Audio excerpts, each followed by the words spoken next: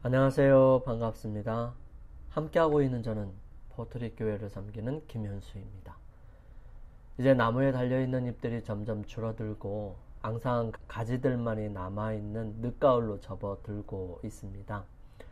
아직도 노랗고 빨간 산과들이 펼쳐져 있지만 언젠가는 앙상한 가지만 남겠죠? 우리의 삶을 보아도 점점 나이가 들면서 죽음이 가까워지고 있음을 느낍니다.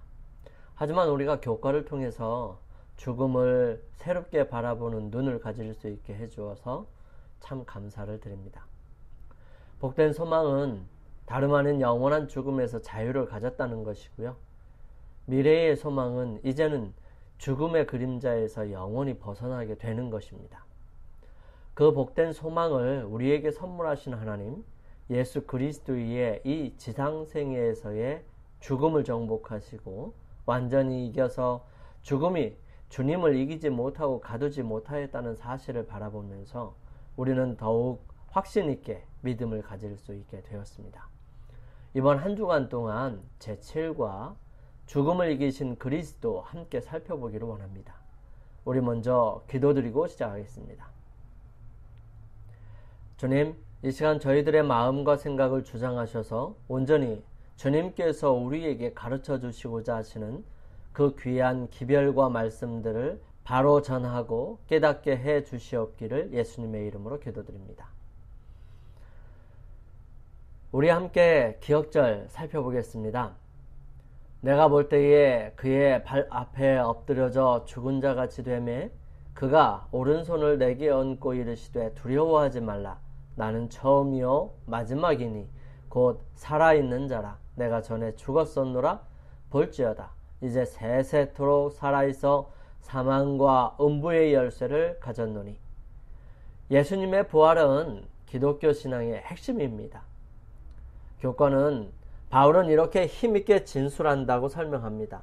만일 죽은 자가 다시 살아나는 일이 없으면 그리스도도 다시 살아나신 일이 없었을 터이요 그리스도께서 다시 살아나신 일이 없으면 너희의 믿음도 헛되고 너희가 여전히 죄 가운데 있을 것이요 또한 그리스도 안에서 잠자는 자도 망하였으리니. 우리는 이 말씀에 관해 다음 주에 더 자세히 살펴볼 것입니다. 바울은 내가 너희 중에서 예수 그리스도와 그의 십자가에 못 박히신 것 외에는 아무것도 알지 아니하기로 작정하였음이라 라고 이야기할 정도로 그리스도의 죽음을 중요하게 생각하고 가르쳤습니다. 하지만 예수님께서 부활하지 않으셨다면 십자가의 희생도 우리에게 아무런 유익이 되지 못합니다. 예수님의 부활은 기독교 신앙과 구원의 계획에 있어서 그 정도로 중요한 것입니다.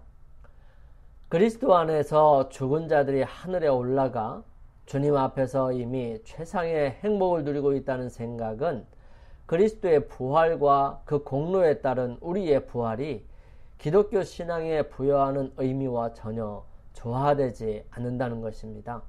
즉 죽었을 때 소천했다든지 또 하늘나라로 갔다든지 이러한 이야기들은 성경에서 제공하는 것들과 사뭇 다르다는 것입니다.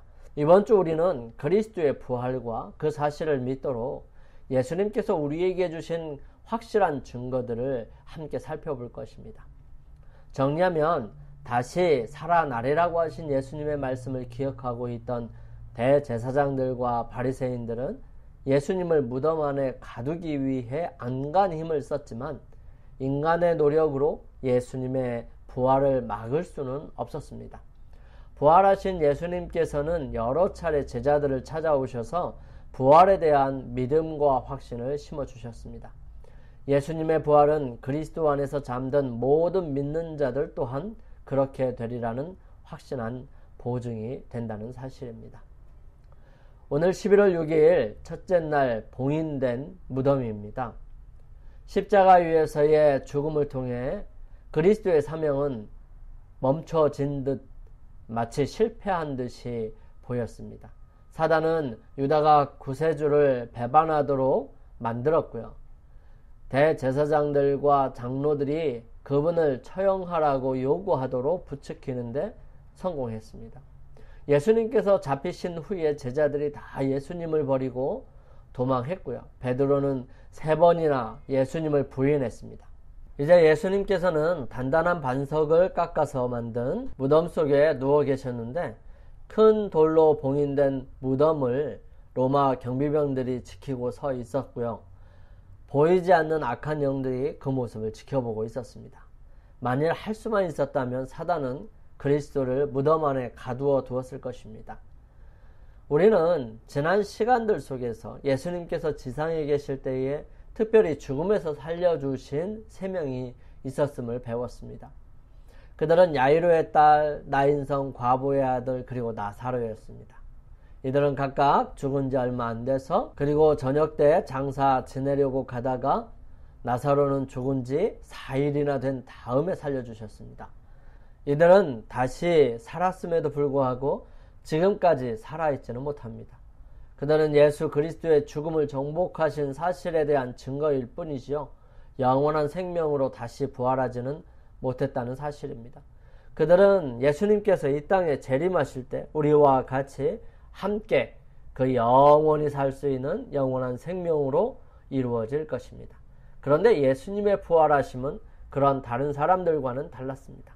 그분은 다시 부활한 3명에게는 없었던 생명이 있으셨습니다. 예수님께서는 지상 사역 기간 동안 자신의 십자가 죽음에 관해서 뿐만 아니라 부활에 대해서도 말씀하셨습니다. 예수님께서는 요나가 밤낮 사흘 동안 큰 물고기 뱃속에 있었던 것 같이 인자도 밤낮 사흘 동안 땅속에 있으리라 라고 말씀하셨습니다. 다른 구절에서도 예수님께서는 자신이 죽임을 당하겠지만 3일 후에 다시 살아날 것이라고 강조하셨습니다. 예수님의 말씀을 기억하고 있던 대제사장들과 바리새인들은 예수님의 부활을 막고자 그들이 할 수 있는 모든 방법을 동원했습니다. 마태복음 27장 62절에서 66절은 다음과 같이 기록합니다.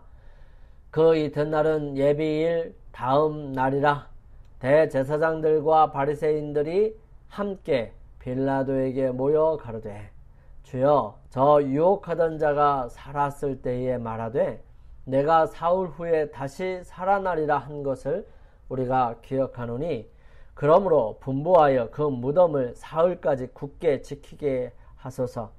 그의 제자들이 와서 시체를 도적질하여 가고 백성에게 말하되 그가 죽은 자 가운데서 살아났다 하면 후에 유혹이 전보다 더 될까 하나이다 하니 빌라도가 가로되 너희에게 파수꾼이 있으니 가서 힘대로 굳게 하라 하거늘 저희가 파수꾼과 함께 가서 돌을 임봉하고 무덤을 굳게 하니라. 이와 같은 사람들의 행동이 훗날 세상에 예수님의 부활에 대한 증거를 제시하는데 도리어 어떤 도움을 줄 수 있었을까요?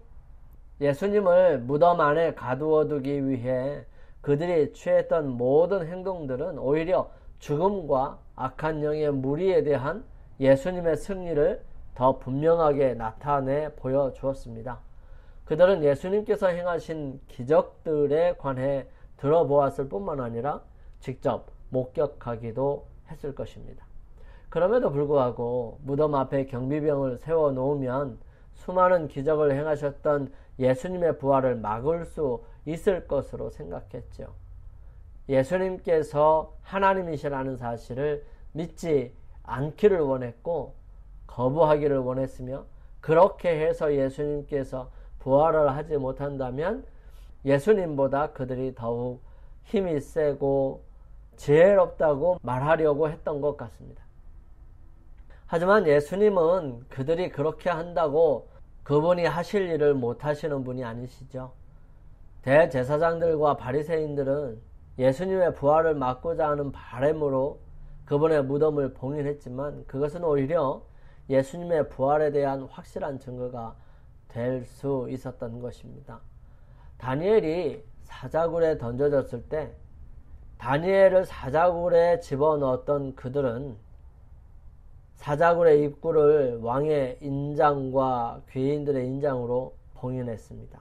이에 돌을 굴려다가 굴 아기를 막음에 왕이 어인과 귀인들의 인을 쳐서 봉하였으니 이는 다니엘 처치한 것을 변개함이 없게 하려 함이었더라.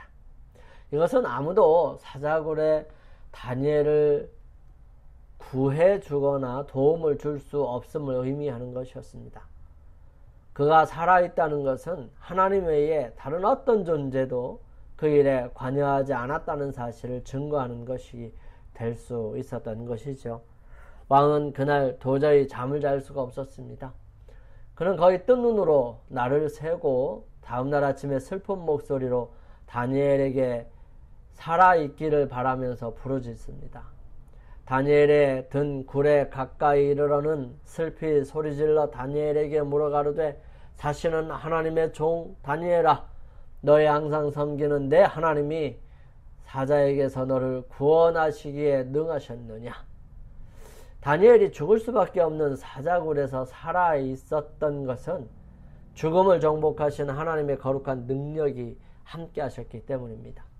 사람들, 즉 귀족들과 다니엘을 시기했던 사람들은 그날 저녁 밤새도록 술 마시며 축하했을 것입니다. 하지만 아침에 왕의 행동은 그들에게 더욱 큰 쾌감을 주었는지도 모르겠어요. 그들은 다니엘이 죽었다고 확신했으니까요. 하지만 살아있는 다니엘을 보고 그가 살아있다는 소식을 듣는 순간 그들은 정신이 없었을 것입니다. 이제는 그들이 죽게 되었다는 사실을 알게 되었던 것이죠. 사실 봉인된 무덤을 왕이 뜯었던 것처럼 다니엘이 사자굴에서 나오자마자 그 사자들의 입의 봉인은 해제되었습니다. 귀족들과 그 가족들을 넣었을 때에 그들이 땅에 닿기도 전에 사자들이 그들을 물어 헤쳤던 것입니다.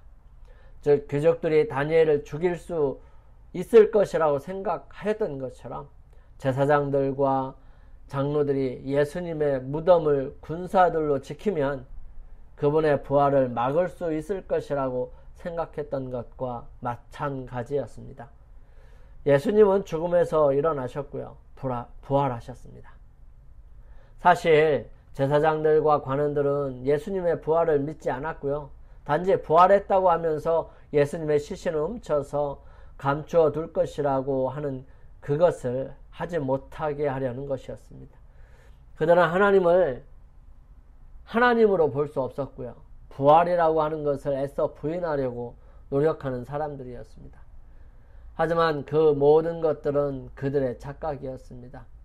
그들은 제자들이 예수님의 시신을 훔쳐간 후에 예수님께서 부활하셨다고 주장하는 것, 이것이라고 생각하고 그 무덤 주변에 경비병을 세워두었습니다만 이와 같은 행동들은 대제사장들이 예수님의 죽으신 후에도 그분을 얼마나 두려워했는지를 보여주는 증거들이었습니다.